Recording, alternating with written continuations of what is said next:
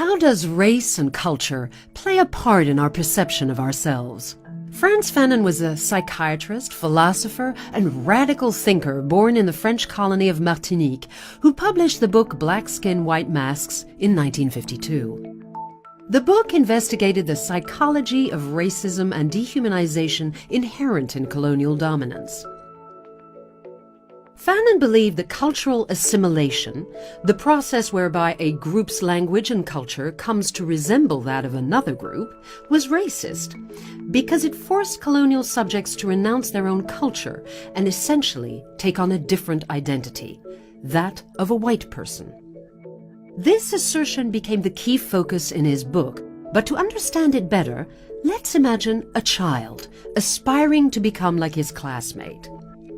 The aspiring child, let's call him Lucas, wants to become like Martin.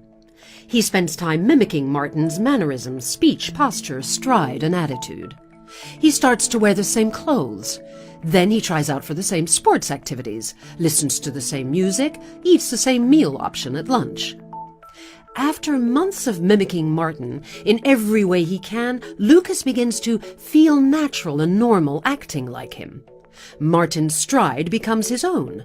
Martin's favorite sport and style of clothes actually become Lucas's too.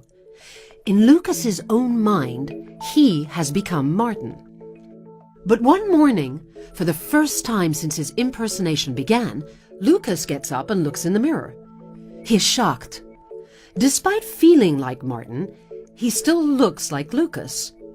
Who am I? He wonders. He has become so accustomed to identifying himself with Martin and his life that when Lucas is faced with reality, he finds it alienating and traumatic. Fanon argued that reality checks, such as the one Lucas experienced, were constantly prevalent in the lives of colonized peoples. Reminders such as encounters with hostile white people who point out to them that their efforts to be white didn't work. He saw these encounters as being the source of alienation, distress, and a loss of identity. Fanon believed that cultural assimilation occurred because colonists sought to shape people in their own image and eradicate what they were before. So whereas Lucas wanted to imitate Martin, the citizens of colonized countries were forced to identify themselves with colonist culture.